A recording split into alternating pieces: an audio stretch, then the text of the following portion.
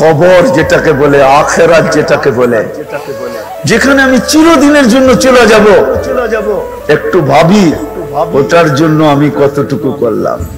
দুটা চিন্তা করা আমাদের উচিত, দুটার ভিতরে পার্থক্য করা উচিত। ওটার জন্য আমি কতটুকু করলাম, ওইখানে তো কেউ কারো না। সত্য তো এইটাই, আপনাদেরকে চোখে আঙ্গুল দিয়ে দেখাইলাম। সামাজিকতার কারণে শুধু মা বাবাকে কবরে রেখা আসছে, এটা রীতি আর নীতি আর প্রথা, বিদায় কবরে রেখা আসছে, আর কোনদিন খবর নেয় না। আমাদের ওরকম কেউ খবর নেবে না, চিরদিন ওইখানে পড়া থাকবে। শুধু শুধু তো মাটি বলে না, আনা বাইতুল ওয়াহদা, তোমাকে কিন্তু এরা একা একই ঘরে রেখা যাবে। শুধু শুধু তো আলী রাদিয়াল্লাহু তাআলা আনহু বলেন না যে কবরবাসীকে যদি জিজ্ঞাসা করা যাইতো, যদি জিজ্ঞাসা করা যাইতো, কবরবাসীকে যদি প্রশ্ন করা যাইতো যে আইনা হাল্লু, তোমরা কোথায় পৌঁছলে, তোরা চিৎকার দিয়ে প্রথম যে কথাটা বলতো, ওরা বলতো ইন্তাকালনা মিন দারিল গুরুর, আমাদের জানা ছিল না দুনিয়ার সমস্ত সম্পর্কগুলো একটা ধোঁকা ছিল। এটা আমাদের জানা ছিল না যে দুনিয়ার সবকিছু একটা ধোঁকা ছিল, ধোঁকা, মরীচিকা ছিল, মরীচিকা। এটা আমাদের জানা ছিল না। আমরা ওই ঘরকে ছেড়ে চলে আসছি, ইরা দারিল কুরাবা, অপরিচিত জগতে চলে আসছি। এখানে আমি আসি আর কেউ নাই, আমি নিরেট একা হয়ে যাব, কাউকে পাবো না। রব্বে কাবার কসম, কাউকে পাবো না। এই জন্য এখন যদি ভাবতে পারি, তাহলে হয়তো সলিউশন বাহির হয়ে আসবে, সমাধান বাহির হয়ে আসবে। সত্য এটাই, কবরবাসীরা এখানেই আছে, এদের আয়োজনেই আপনাদের আয়োজন, কবরবাসীদের জন্যই আপনাদের আয়োজন, তাও বৎসরে একবার, ঠিক না? হ্যাঁ, বৎসরে একবার, তাও আল্লাহ জাযায়ে খায়ের দেখ, আপনারা করছেন বৎসরে একবার। দোয়া আমরা অবশ্যই কবরবাসীর জন্য করব, কিন্তু এদের কাছে জিজ্ঞাসা করে দেখেন এরা কত অসহায়। ওয়াজের প্রয়োজন হতো না যদি একজনকে উঠায় এনে এই চেয়ারে বসানো যেত। হায় জাদু যদি জানতাম, তাহলে পর্দাটা সরায়া দেখায় দিতাম কার অবস্থা কি আছে, কিন্তু আল্লাহ রাখেন নাই। এই জন্যই হাতে পায়ে ধরে বুঝাইতে চেষ্টা করতেছি, প্রস্ফুটিত। এটা বেশি বুঝানোর, এটা আমার বিষয় না, শুধু বুঝানোর জন্য আমি এটাকে টাইনা নিয়ে আসছি যে আমি দুনিয়ায় কতটুকু অর্জন করলাম, দুনিয়া কতটুকু আমার মিলল, কিন্তু আমি যে কালকে চলে যাব, যেটার ইঙ্গিত প্রতিদিন সূর্য আমাকে দিতে দিতে ওঠে, ঘোষণা দিতে দিতে প্রতিদিন সূর্য ওঠে। ইবনা আদম আনা ইয়াউমুন জাদীদ, মানুষ আমি কিন্তু তোর জন্য নতুন দিন, আলা আমালিকা শাহিদ, যা করবে আমি সাক্ষী বহন করব। ফাকতানিম, বুদ্ধিমান হলে তুই সুবর্ণ সুযোগ মনে কর। লান আউদ ফি হায়াতিকা আবাদা, হতে পারে আর কোনোদিন তুই আমাকে উঠতে নাও দেখতে পারিস। সূর্য কিন্তু প্রতিদিন স্লোগান দিতে দিতে, সংকেত দিতে দিতে আমাদেরকে কি বলে, এটাকে সতর্ক করতে করতে উঠতে থাকে। রব্বে কাবার কসম, এরকম প্রতিদিন মাটিটাও আমাদেরকে সতর্ক করতে থাকে। ইবনা আদম তামশি আলা যাহরি মাসিরুকা ফি বাতনি, মানুষ জমিনের উপরে তুমি যতই বিরাজমান হও না কেন, যতই জমিন তোমার পদচারণে মুখরিত হোক না কেন, যতই জমিনের উপরে তোমার দাপট চলুক না কেন, যতই জমিনের আধিপত্য তোমার হাতের মুঠায় থাকুক না কেন, যতই সারা দুনিয়াটা তোমার আঙ্গুলের মাথায় থাকুক না কেন, অচিরে তুমি আমার পেটে আসবে। তারপরে তুমি দেখবে আমার ব্যবহার। জমিন কিন্তু প্রতিদিন শতবার বলে, শুধু সূর্য আর জমিন না। বাইজিদ বুস্তামি রহমতুল্লাহ আলাইহি লেখছেন, আমার বাড়ির কুকুরটা মাঝে মাঝে আমাকে সতর্ক করে। বিশ্বাস হয় না? হয় হয়, উনি না লিখলে আমি কোনোদিন বলতাম না। বাইজিদ বুস্তামি রহমতুল্লাহ লেখছেন, আমার বাড়ির কুকুরটাও মাঝে মাঝে আমাকে সতর্ক করে। অপরিচিত মনে করে আমাকে দেখো আওয়াজ দিতে থাকে, যদিও সে প্রতিদিন আমাকে দেখে, আমার বাড়িতেই থাকে, আমি বড় পরিচিত, কিন্তু রাতের অন্ধকারে সে অপরিচিত মনে করা চিৎকার দিতে থাকে, আসলে সে চিৎকার দেয় না, সে আমাকে সতর্ক করে, ইবনা আদম ইবনা আদম আনকিদ নাফসাকা মিন গাযাবিল জাব্বার, মানুষ তুই আল্লাহর আযাব থেকে নিজেকে বাঁচা না, ফা ইন্নাকা লা তুতি, আল্লাহর আযাব তোর এই শরীর সইবে না। কুকুরও সতর্ক করে, এরকম বস্তু নাই আমাদেরকে সতর্ক না করে, প্রত্যেকটা বস্তু আমাদেরকে সতর্ক করে।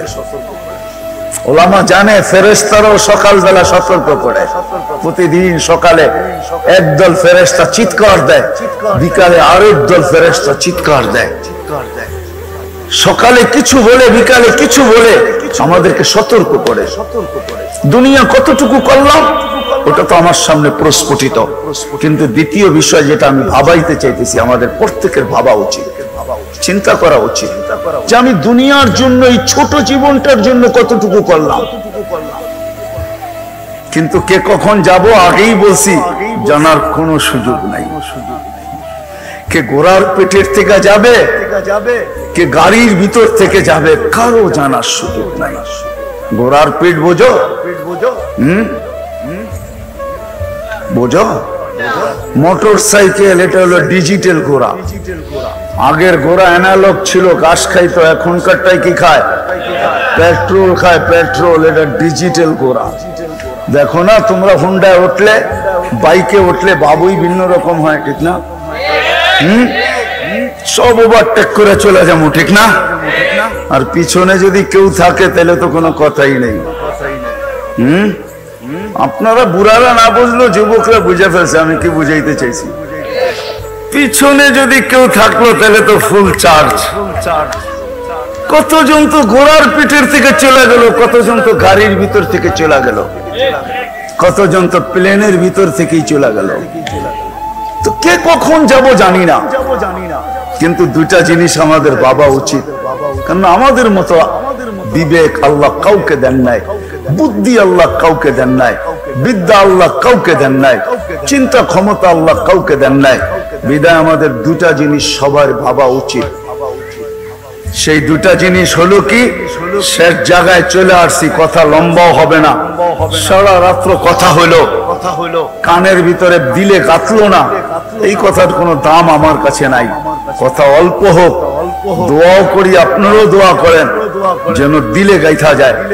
দুটা জিনিস সবার ভাবা উচিত, যে আমি দুনিয়ায় কতটুকু অর্জন করলাম। এটা তো সবার চোখের সামনে প্রথম প্রশ্ন, যে আমি দুনিয়ায় কতটুকু অর্জন করলাম। এটা তো সবার সামনে প্রস্ফুটিত। এটা বেশি বুঝানোর, এটা আমার বিষয়ও না, শুধু বুঝানোর জন্য আমি এটাকে টাইনা নিয়ে আসছি, যে আমি দুনিয়ায় কতটুকু অর্জন করলাম, দুনিয়া কতটুকু আমার মিলল।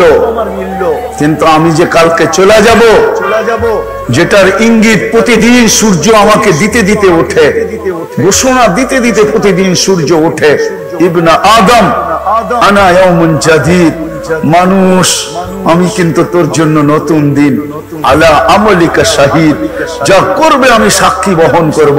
ফাকতানিম, বুদ্ধিমান হলে তুই সুবর্ণ সুযোগ মনে কর। লান আউদ ফি হায়াতিকা আবাদা, হতে পারে আর কোনোদিন তুই আমাকে উঠতে নাও দেখতে পারিস। সূর্য কিন্তু প্রতিদিন স্লোগান দিতে দিতে, সংকেত দিতে দিতে আমাদেরকে কি বলে, এটাকে সতর্ক করতে করতে উঠতে থাকে।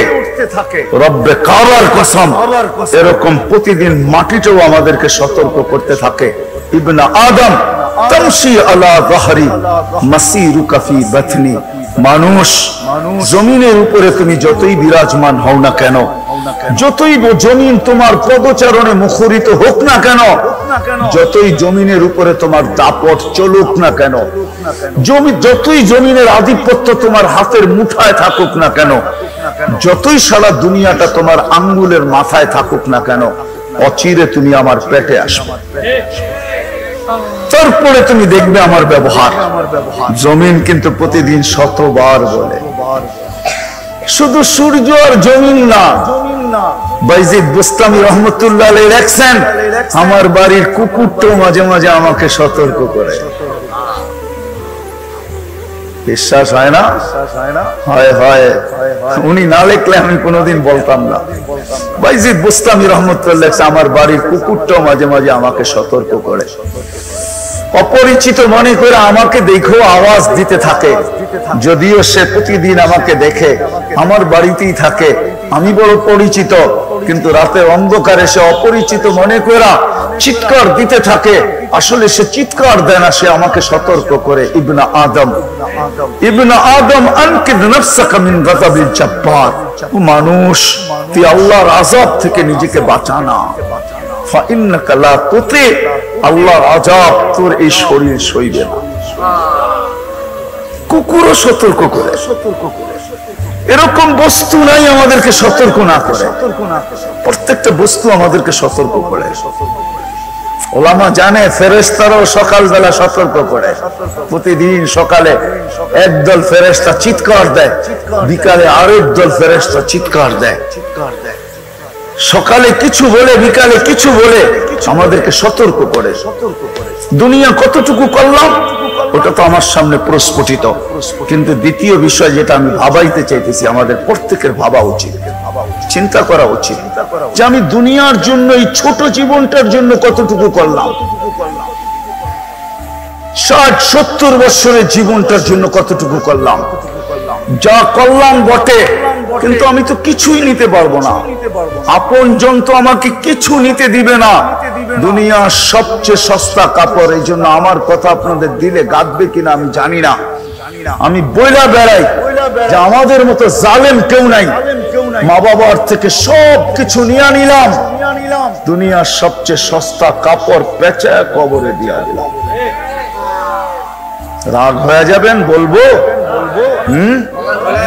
রোজা গেছে 21 দিন হইল আজকে। রমজানে নফল ফরজের মর্যাদা ছিল, কিন্তু এইখানে কয়জন হাত উঠাইতে পারবে যাদের মা বাবা দুনিয়ার থেকে চলে গেছে, যে আমি রমজানের 30 দিন প্রতিদিন 2 রাকাত নফল পড়ছি, আর আল্লাহর কাছে হাত উঠায়া বলছি, মালিক পড়ছি তো নফল বটে, কিন্তু তোমার কাছে তো 2 রাকাত ফরজ গণ্য হলো, 1 রাকাত আমার বাবাকে দিয়া দিয়েন, 1 রাকাত আমার মাকে দিয়া দিয়েন। এরকম 30 দিন 2 রাকাত করে নফল মা বাবার জন্য এখানে কয়জন পড়ছে? কয়জন হাত উঠাইতে পারবো? তাহলে এখন পাবেন আপনি আমিও যখন চলে যাব, দুনিয়ার জন্য কতটুকু করলাম, এটা আমার প্রথম প্রশ্ন বাবা উচিত। আমি দুনিয়ার জন্য কতটুকু করলাম? রেজাল্ট আপনাদের সামনে আমি নিয়ে আসলাম, বাবা সব লেখা গেছে, কিন্তু আমার কপালে জোটে নাই যে আমি রমজানের 2 রাকাত নফল পড়া ডেইলি বাবাকে দিতে। এতটুকু আমার মন বলে নাই আমাকে, এতটুকু বলে নাই আমার মন যে আমি বাবাকে ডেইলি রমজানে সমস্ত তসবিহাতকে 1000 গুণ বাড়ায় দেওয়া হয়। একবার সুবহানাল্লাহ পড়লে 1000 সুবহানাল্লাহর সওয়াব পাওয়া যায়। একবার কলেমা পড়লে 1000 কলেমা। আমি 70 বার পড়েও তো আল্লাহকে বলতে পারতাম, আল্লাহ 70 বার পড়ছি বটে, কিন্তু শুনছি এটা নাকি 1000 গুণ বাড়ে, তাহলে 70টা 70,000 হয়ে গেল। কিতাবে শুনছিলাম মা বাবার জন্য 70,000 কলেমা দিলে নাকি আপনি মাফ করে দেন। আমি 70 বার পড়া 70,000 গয়না আমার মা বাবার জন্য দিয়ে, বাবার জন্য দিয়া দিলাম, মার জন্য দিয়া দিলাম। কয়জন আমরা দিছি? তাহলে বাস্তব চিত্রটা তো আমার সামনেই, যে আমি দুনিয়ার জন্য কতটুকু করলাম, 60-70 বছরের জন্য কতটুকু করলাম। এটা প্রথম প্রশ্ন, প্রথম ভাবনা, প্রথম চিন্তা। দুটা জিনিস চিন্তা করা চাই, দুটার ভিতরে প্রথমটা বললাম যে আমি দুনিয়ার জন্য কতটুকু করলাম, 60-70 বছর। কিন্তু নারায়ণগঞ্জেও পাওয়া যাবে দুনিয়ার জন্য বাড়ি রেডি করছে, কিন্তু ওই বাড়িতে আর পাও ঢুকানো হয় নাই, ওই বাড়িতে পাও ঢুকানো হয় নাই। আছে নারায়ণগঞ্জে পাওয়া যাবে না, যাবে না? ওই বাড়িতে আর পাও ঢুকানো হয় নাই। তো আমি দুনিয়ার জন্য কতটুকু করলাম? দ্বিতীয় আমার ভাবনা আপনাদের কাছে চিন্তার বিষয়, যেটা আমি বললাম যে দুটা চিন্তা আমার করা উচিত। আমি বিবেকমান বিদায়, আমি বিদ্বান বিদায়, আমি বুদ্ধিমান বিদায়, চিন্তা ক্ষমতা আছে বিদায়, আমি সৃষ্টির সেরা বিদায়। আমাকে দুটা জিনিস চিন্তা করা উচিত যে আমি 60-70 বছরের জন্য আমি কতটুকু করলাম, 60-70 বছরের জন্য আমি কতটুকু মাথার ঘাম পায়ে ফেললাম, কতটুকু আমি অর্জন করলাম, কিন্তু নিতে তো পারবো না। সত্য তো কবির কথাই হবে, इस दुनिया में हजारों करोड़ों माली थे, सिकंदर जब गया तो दोनों हाथ खाली थे। सिकंदर যখন গেছে তো দুই হাত খালি নিয়ে গেছে। দ্বিতীয় আমার ভাবনার বিষয়, প্রশ্নের বিষয়, যেটা বুঝাইতে চাইতেছি, 60-70 বছরের জন্য আমি কতটুকু করলাম, কতটুকু ক্লান্ত হলাম, কতটুকু মাথার ঘাম পায়ে ফেললাম, যেখানে কিছু নিয়ে যাওয়া যাবে না। আর যেখানে আমি কালকে চলে যাব, কবর যেটাকে বলে, আখিরাত যেটাকে বলে, যেখানে আমি চিরদিনের জন্য চলে যাব, একটু ভাবি ওটার জন্য আমি কতটুকু করলাম। দুটা চিন্তা করা আমাদের উচিত, দুটার ভিতরে পার্থক্য করা উচিত। ওটার জন্য আমি কতটুকু করলাম, ওইখানে তো কেউ কারো না। সত্য তো এইটাই, আপনাদেরকে চোখে আঙ্গুল দিয়ে দেখাইলাম। সামাজিকতার কারণে শুধু মা বাবাকে কবরে রেখা আসছে, এটা রীতি আর নীতি আর প্রথা, বিদায় কবরে রেখা আসছে, আর কোনোদিন খবর নেয় না। আমাদের ওরকম কেউ খবর নেবে না, চিরদিন ওইখানে পড়া থাকবে।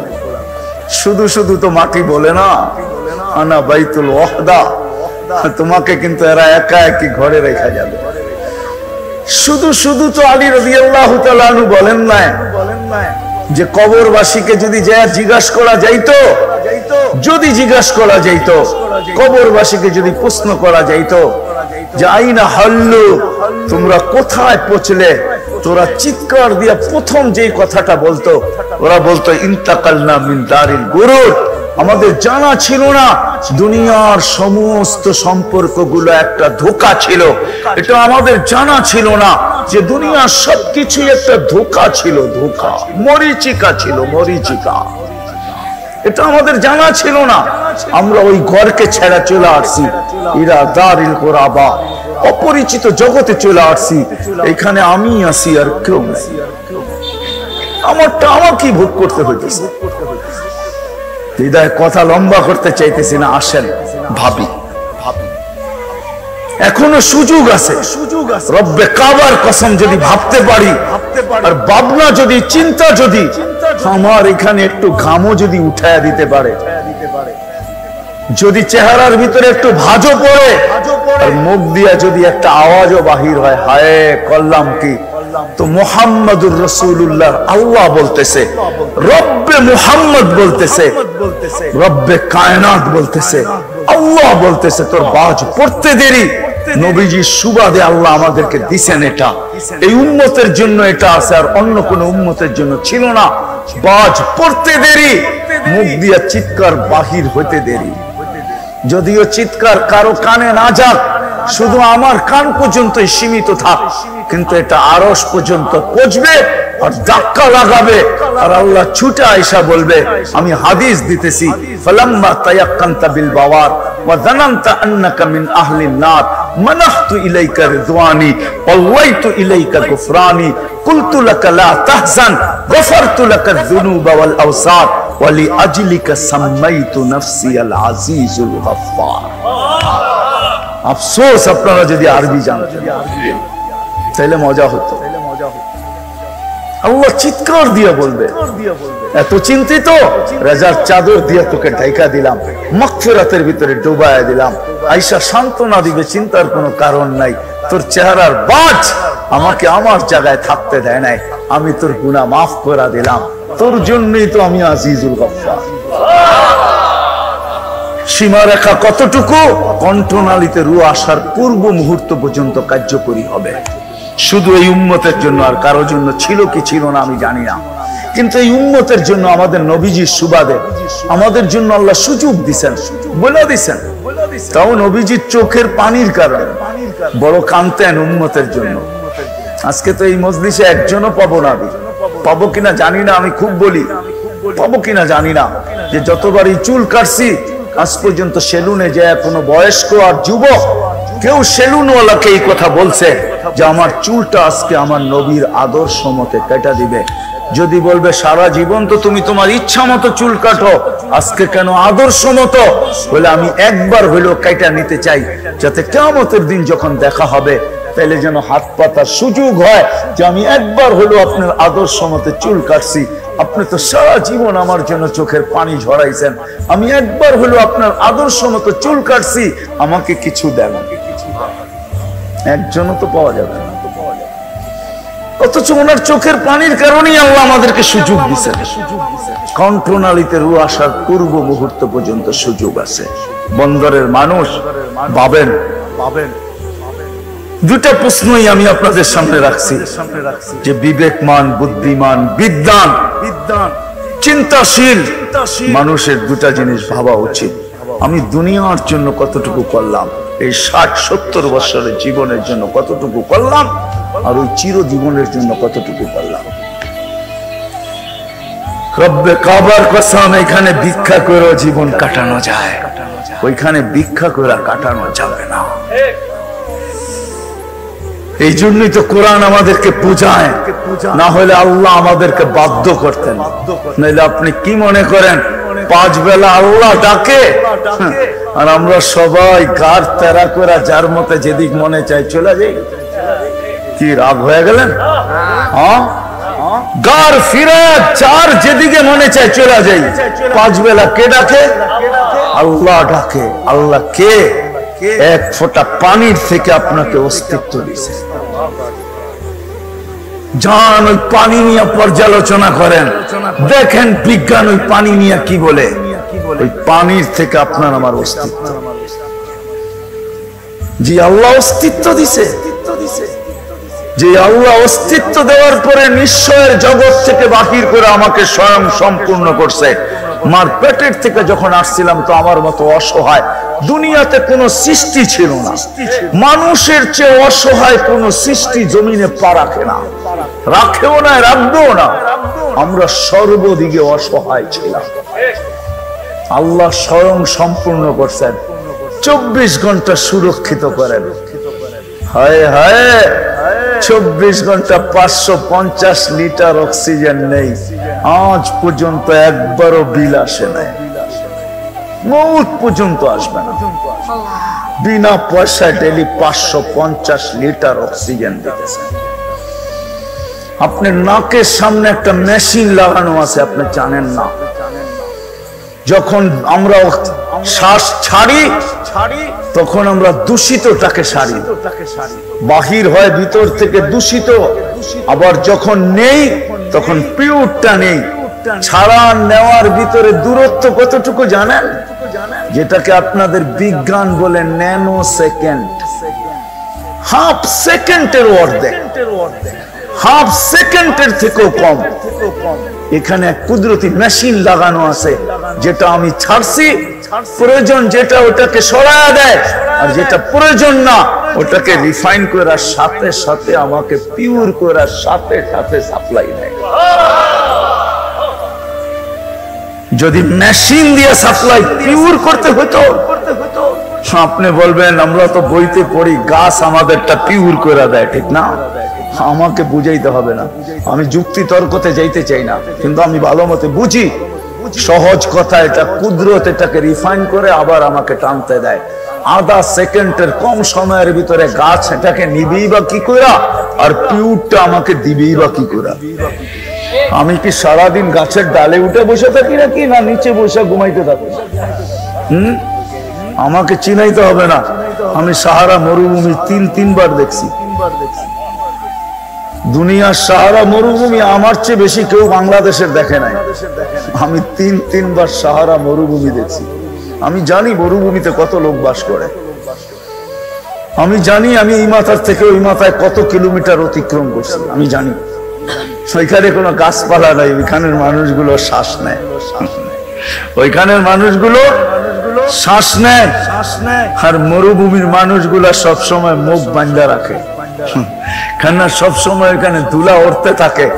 সেই জন্য ওদের সিস্টেমই হলো ওদের সবসময় মুখের ভিতরে একটা রুমাল ছাটানো থাকে, আটানো থাকে, এরকম পেঁচানো থাকে, নাইলে মরুভূমির ভিতরে যে কোনো মুহূর্তে ধুলি জ্বর উঠতে পারে।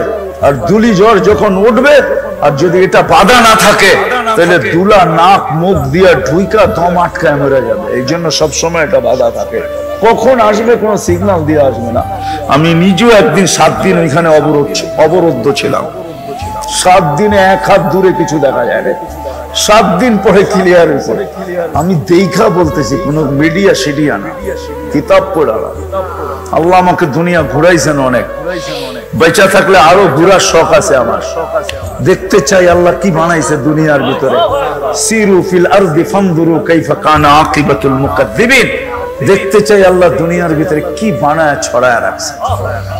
ইচ্ছা আমার, এই জন্য আমি ঘুরা বলতেছি। মেরে দোস্ত, আল্লাহ বাধ্য করতে চান না। যদি চাইতেন তাহলে 5 বেলা আপনাকে আল্লাহ ডাকবে, ঠিক না?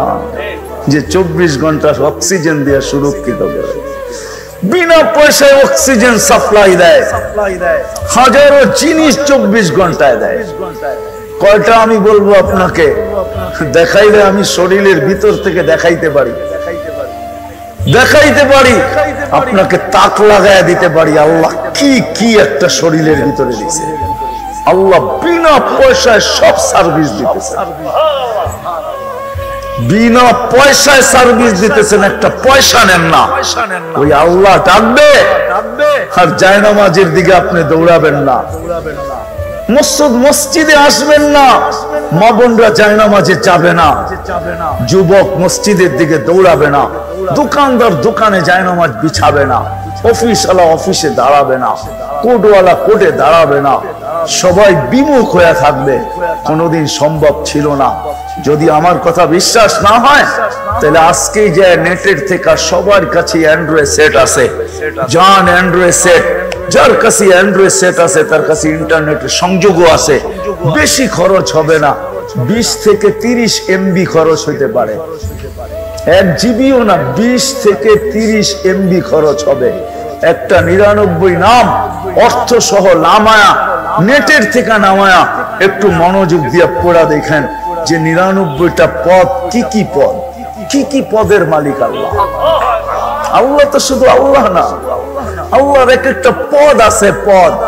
দুনিয়ার সামান্য পদের মালিক যদি দাপট দেখায় মাটি ফাটাইতে পারে, তাহলে আল্লাহ তো আল্লাহ। আপনি ঘুরে চলে যাবেন, আল্লাহ বাধ্য করতে চায় না। নাহলে 99 নামের অর্থ দেখেন আপনি, বাড়িতে যেয়ে দেখেন 99টা পদের মালিক আল্লাহ, যার একটা পদের কোন সীমা রেখা নেই, শুরু থেকে শেষ থেকে দুনিয়ার কারো বলার ক্ষমতা নাই, কারো নাই। সত্য এটাই, আপনি মানেন আর না মানেন, আল্লাহ তো শুধু আল্লাহ না, 99টা পদের মালিক আল্লাহ।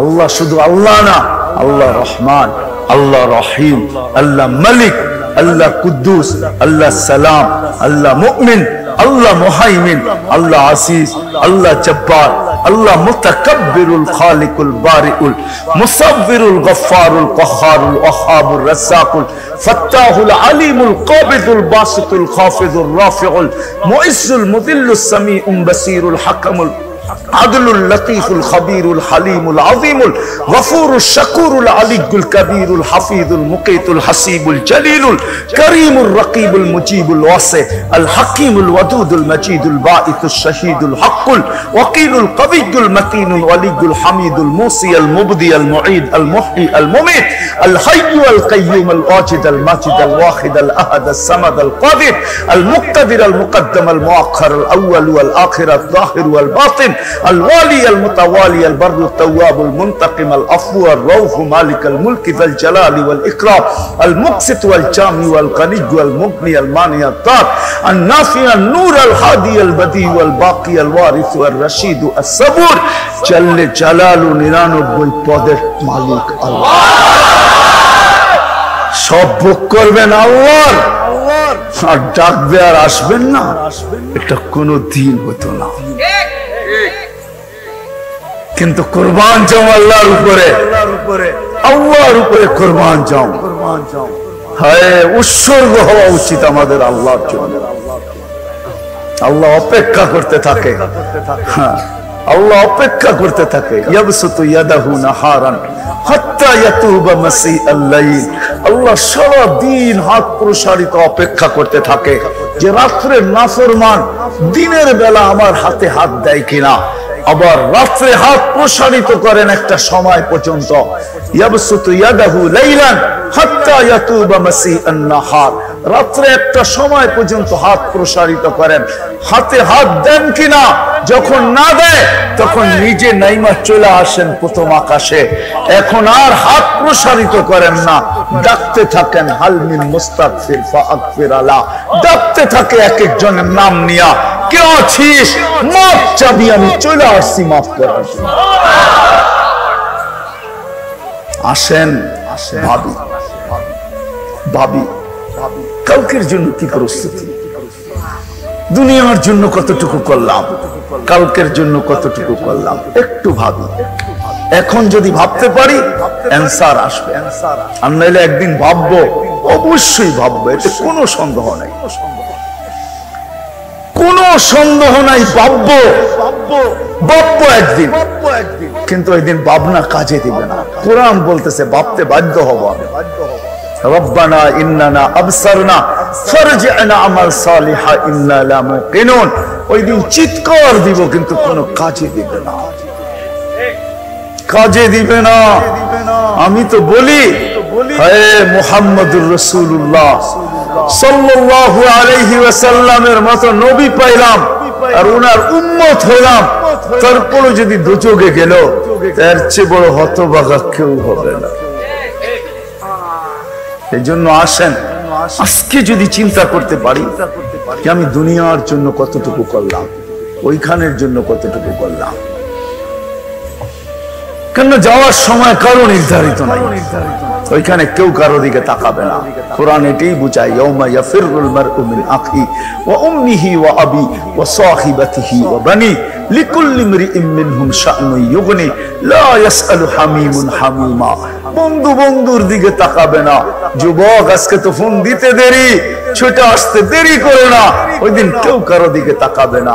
লা ইউজসি ওয়ালিদুন আন ওয়ালাদিহি শাইআ ওয়ালা মাউলুদুন আন ওয়ালিদিহি শাইআ মা আগনা আন্নি মালিয়া। দুনিয়ার কোন পরিচয় ওই দিন কাজে লাগবে না। যদি লাগতো তাহলে একমাত্র আবু তালেবের জন্য লাগতো, কারো জন্য যদি নাও লাগতো। আপনি আমাদের নবী, আপনি আপনার নবীকে চিনেন না। আমাদের নবীজির হাতের ছোঁয়াও যার লাগছে তার ভাগ্য খুলে গেছে। শুধু হাতের ছোঁয়া, হাত দিয়ে এরকম ছুঁয়া দিয়েছেন, ওর ভাগ্য খুলে গেছে। ইশারা করছেন, ভাগ্য খুলে গেছে। আনাস রাদিয়াল্লাহু তাআলা আনহুর দস্তরখানে খায়া হাত মুছছেন, উনি জীবন ভরে এই দস্তরখানকে পানি দিয়া পরিষ্কার করেন না, আগুন দিয়া করছেন। আগুন ময়লা খায়া ফেলছে, একটা সুতো খাইতে পারে না। যার হাতের ছোঁয়া লাগলে দুনিয়ার আগুন জ্বালাইতে পারে না। আবু তালেব 6 বছর 6 মাস বয়সে বাতিজাকে বুকে নিছেন, বুকে 50 বছর 6 মাস 10 দিন, যেই দিন ওই দিন বুকের থেকে নামায় একটা চিৎকার দিয়া দুনিয়ার থেকে চলে গেছেন। 44 বছর 10 দিন বাতিজাকে সিনার ভিতরে রাখছেন। তাইলেও আবু তালেবের জন্য কাজে লাগতো, কিন্তু লাগে নাই। আল্লাহর রাসূল নিজের হাতে আবু তালেবকে কবরে নামাইছেন আর চিৎকার দিয়া বলছেন, আম্মি আম্মি মা তারাকতালি সাবিলা। চাচা চাচা চাচা, আমার জন্য কোনো রাস্তা রাখলেন না। আমি যে আল্লাহর কাছে হাত উঠাবো, কোন রাস্তা আপনি রেখা গেলেন না। কাজে লাগতো, কারণ লাগতো আর না লাগতো, আমার বিশ্বাস, আমার বিবেক বলে, আমার বিদ্যা বলে আবু তালেবের কাজে লাগা উচিত ছিল। আমি আবু তালেবকে চিনি ভালো মতো, আর জীবনী জানি, কেননা সে যেই জায়গায় জন্ম নিছে ওই জায়গাটাও আমি চিনি, যেখানে তার ঘর ছিল এটাও চিনি, যেখানে তার মৌত হয়েছে এটাও চিনি, এখন তার কবরটা কোথায় এটাও আমি চিনি।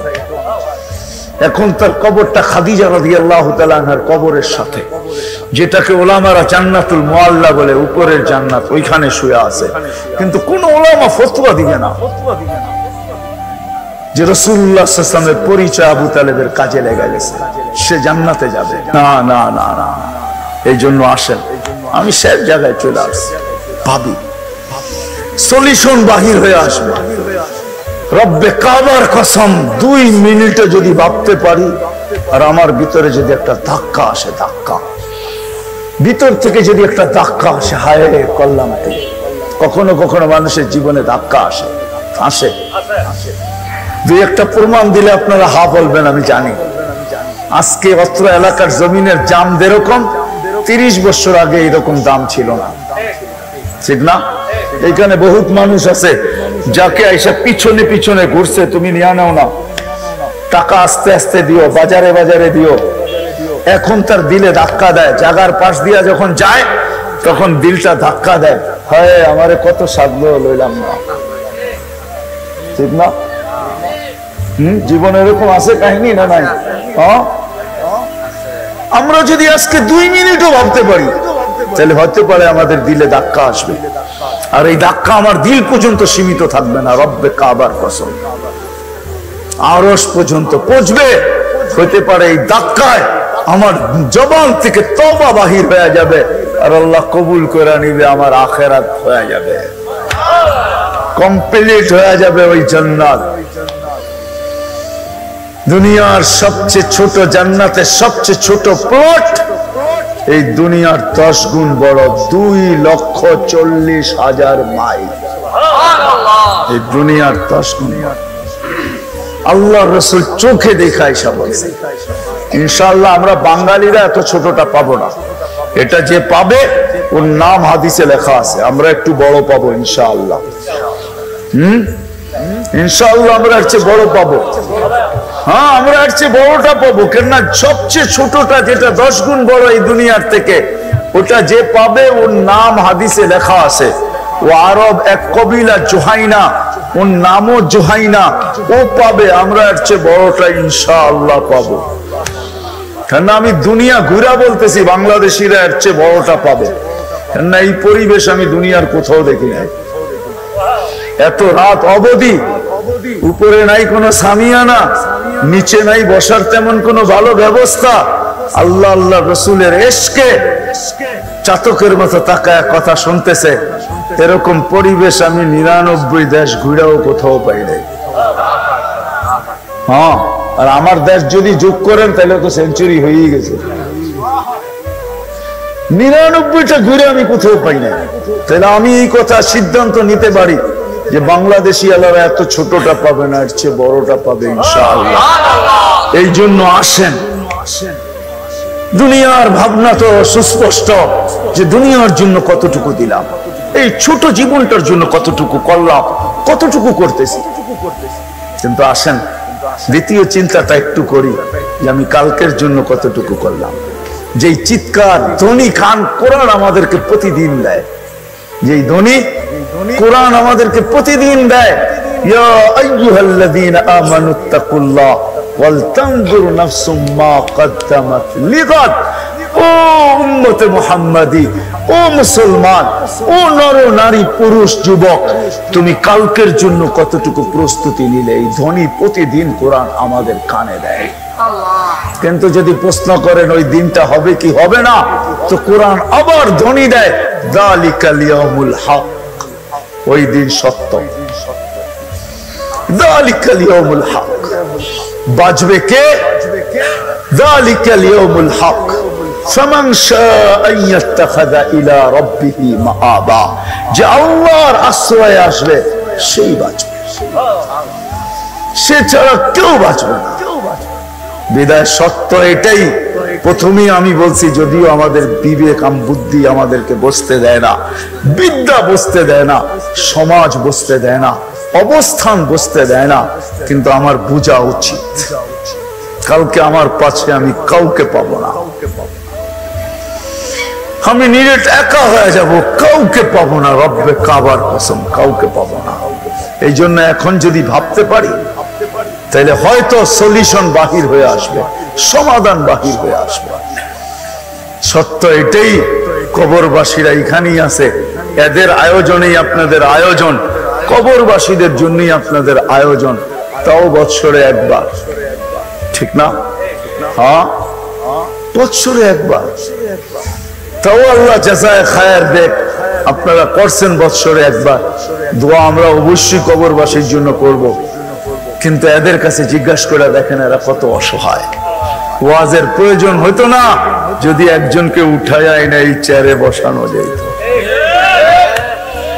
হায় জাদু যদি জানতাম তাহলে পর্দাটা সরায়া দেখায় দিতাম কার অবস্থা কি আছে, কিন্তু আল্লাহ রাখেন নাই। এই জন্যই হাতে পায়ে ধরে বুঝাইতে চেষ্টা করতেছি।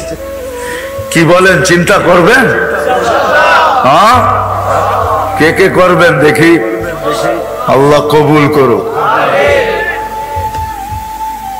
এই জন্য আমি আপনাদেরকে ক্ষেত্র দেখাবো, যদি আপনি আসলেই চিন্তা করতে চান যে আমি দুনিয়ার জন্য কতটুকু করলাম, এটা যদি যোগ বিয়োগ করি এটা তো প্রস্ফুটিত, কিন্তু কালকের জন্য কতটুকু করলাম যদি করতেই চাই, যদি আমি এটাতে সম্মতি দেই, তাহলে আমাকে তিনটা জায়গার ভিতরে, তিন জায়গার সাথে আমার যখন সম্পর্ক হবে তখন বোঝা যাবে যে আমি আসলেই ভাবতেছি, আর নাইলে দিন কিন্তু কেটে যাবে। আগেই বলছি, ধরে রাখার কোনো সুযোগ নাই, কোনো মেশিন আসে নাই। আপনি বলবেন লাইফ সাপোর্ট, এটা তো সান্ত্বনার মেশিন মাত্র, কিচ্ছু না।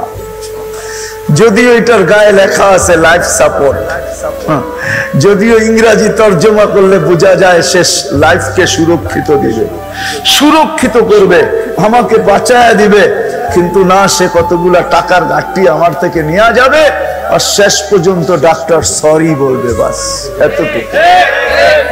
শেষে কি বলবে? I am sorry. চেষ্টা তো করলাম চোখের সামনে, কিন্তু রাখতে তো পারলাম না। সত্য তো এটাই। এই ধ্বনি তো সবার কানেই আসবে, কিতাবে আছে, কিতাবে এটা শুনেই শেষ করতেছি, কিতাবে আছে ধ্বনি সবার কানেই আসবে। যার বাড়িতে মৃত্যু হয় একজন ফেরেশতা কানে ধ্বনি দেয়, ইনকাতাতিল আজাল ওয়ানকাতাতিল আমাল, এই ব্যক্তির আশাও শেষ, বয়সও শেষ, তোমাদের কান্না বেকার, তোমাদের কান্না অনর্থক, এর বয়স শেষ, আশা শেষ। দ্বিতীয় ফেরেশতা বলবে সালাল ইশতিগাল, এর ব্যস্ততা শেষ, কেউ একে আর ব্যস্ত দেখবে না। বাকিয়াল ওয়াবাল, সমস্ত গাটিয়ার সামনে একা একা সম্মুখীন হইতে হবে, ওইখানে কেউ যে দাঁড়াবে না, কেউ খবর নিবে না। তৃতীয় ফেরেশতা বলবে যাহাবাতিল আমওয়াল, যত অর্জন ছিল দুনিয়াতে সব হাতছাড়া, শুধু সস্তা একটা কাপড় গায়ে জড়ানো। যাহাবাতিল আমওয়াল বাকিয়াতিল আমাল, আমল কর্ম এর সাথে আছে, ভালো হলে ভালো, খারাপ হলে খারাপ। ভালো হলে কিরকম, ওটার চিত্র এখন খিচার সময় নাই আমার কাছে। ভালো হলে কিরকম ভালো হবে এতটুকু শুনে নেন, যেটা আল্লাহ রাসূল এক শব্দে বলছেন, এতটুকু দুইটা শুনে নেন। ভালো হলে তো এতটুকু ভালো হবে, আল্লাহ রাসূল কবর দেখা বলছে রাউযাতুম মিন রিয়াদিল জান্নাহ। তোমরা কবর ভাবতেছো, এটা তো জান্নাতের একটা বাগান। কবরের পাশে যখন লাশ নিবে তো কবরই কানে কানে বলবে ইদান উহাব্বিলু লাকা বাতনি খাদরা, তোমাকে রাখতে দেরি, পেট সবুজ শ্যামল হইতে দেরি হবে না। ভালো হলে তো এমন ভালো, আর যদি খারাপ হয় তাহলে আল্লাহ রাসূল বলছে হুফরাতুম মিন হুফারিন নার, জাহান্নামের একটা গর্তে রূপান্তরিত হবে, জাহান্নামের একটা গর্তে রূপান্তরিত হবে, কেউ খবর নেবে না। চতুর্থ ফেরেশতা বলবে, চতুর্থ জীবিতদেরকে কানে ধ্বনি দিবে, তুবা লিমান কানা মাতামুহু মিনাল হালাল ওয়া ইশতিগালুহু লিখিদমাতি যুল জালাল। সুসংবাদ ওই ব্যক্তির জন্য দুনিয়াতে যা ভক্ষণ করছে সব হালাল করছে, আর 24 ঘন্টা আল্লাহর দাসত্বের ভিতরে যে কাটাইছে, সুসংবাদ তার জন্য আমাদের কাছে। সত্যই ধ্বনি আমাদের প্রত্যেকের বাড়িতে বারবার আসবে। আসেন আমরা যদি আসলেই দ্বিতীয়টা ভাবতে চাই যে আমি কালকের জন্য কতটুকু প্রস্তুতি নিলাম, এই যুগ বিয়োগ যদি আমি করতে চাই, তাহলে তিনটা জিনিস আমাকে করতে হবে। যদি করতে পারেন, এক নম্বর হলো আমাকে আল্লাহর ঘরের সাথে নিজেকে সংযুক্ত করতে হবে। আল্লাহর ঘরের সাথে নিজেকে সংযুক্ত করতে হবে, আল্লাহর ঘরের সাথে। দ্বিতীয়, আল্লাহর ঘরের সাথে সংযুক্ত করতে হবে। দ্বিতীয়, হক্কানি আলেম ওলামাদের পিছে চলতে হবে।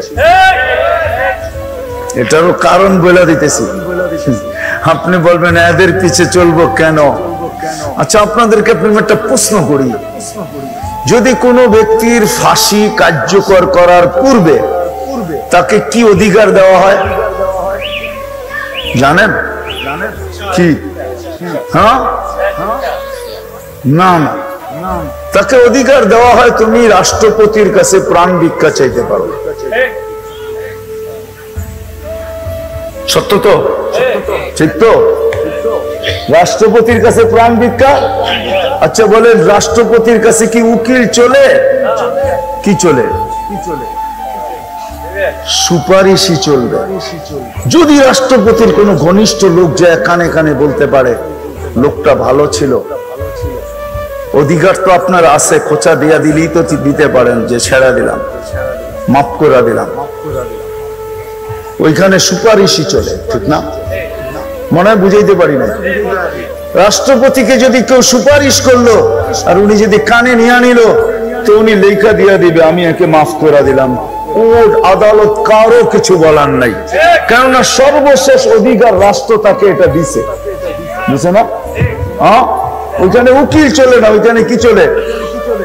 সুপারিশ চলে। ঠিক কিয়ামতের মাঠে আমাদের সুপারিশই লাগবে, সুপারিশই। প্রত্যেক ব্যক্তির সুপারিশই লাগবে কিয়ামতের মাঠে। আর কিয়ামতের মাঠে সুপারিশই হলো আলেম ওলামা, আম্বিয়া, আলেম ওলামা, তারপরে হলো শুহাদা।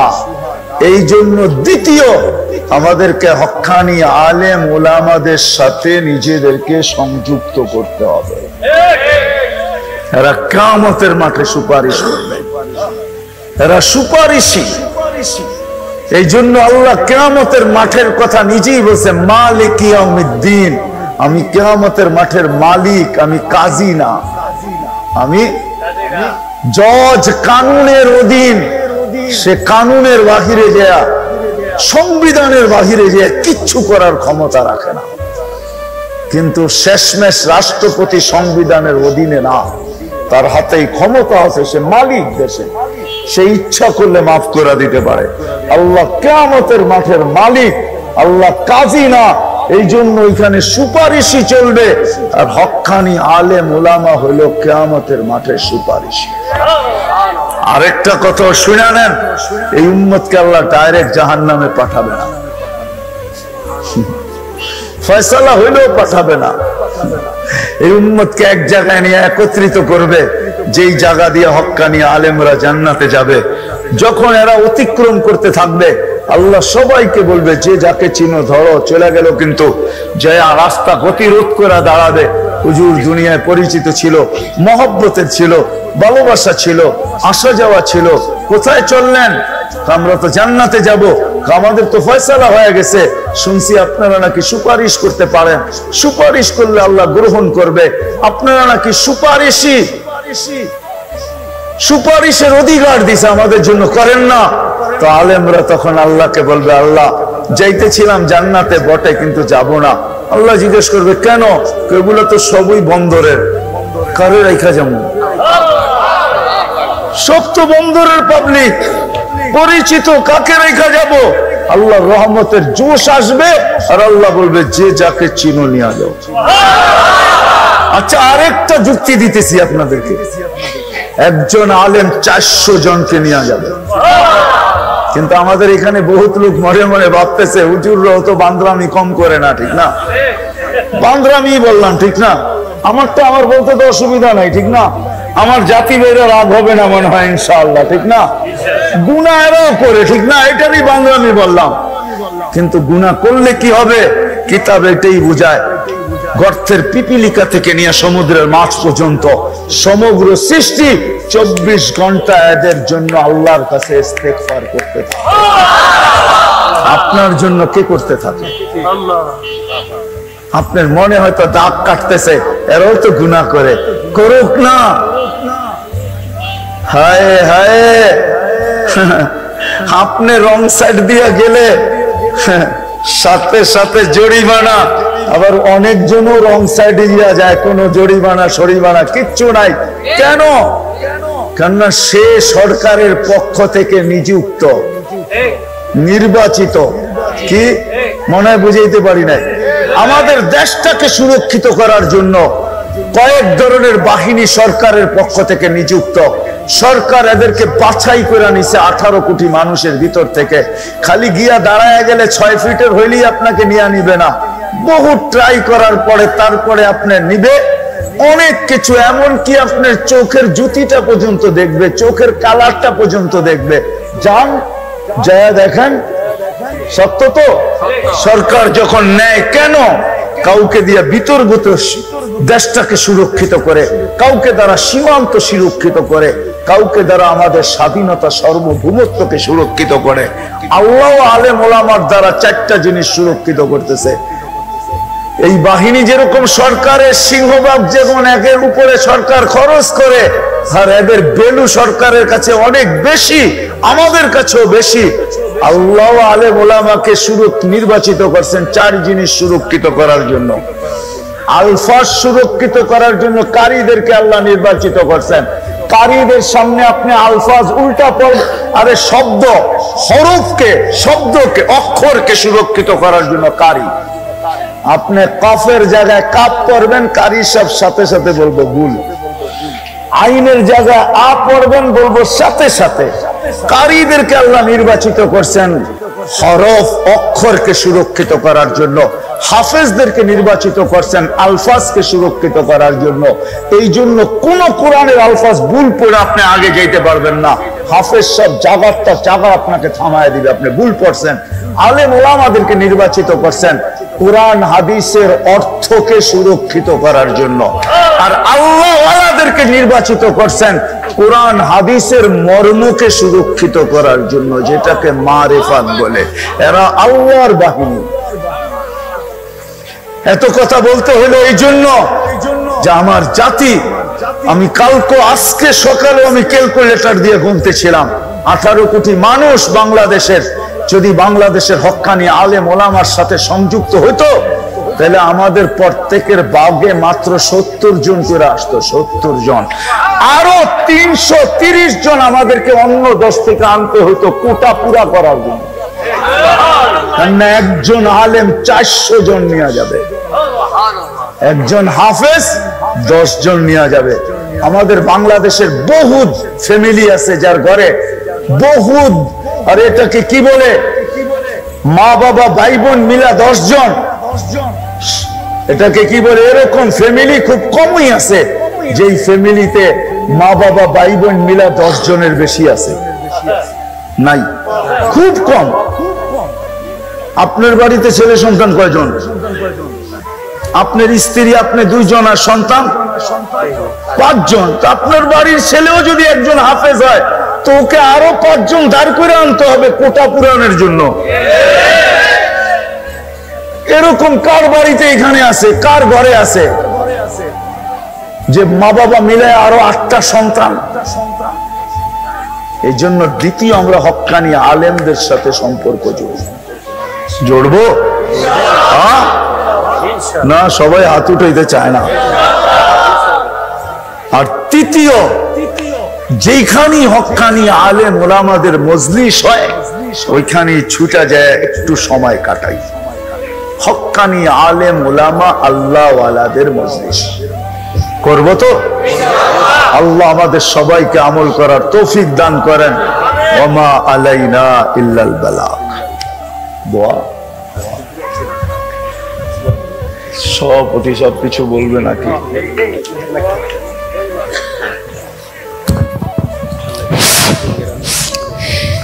বিসমিল্লাহির রহমানির রহিম।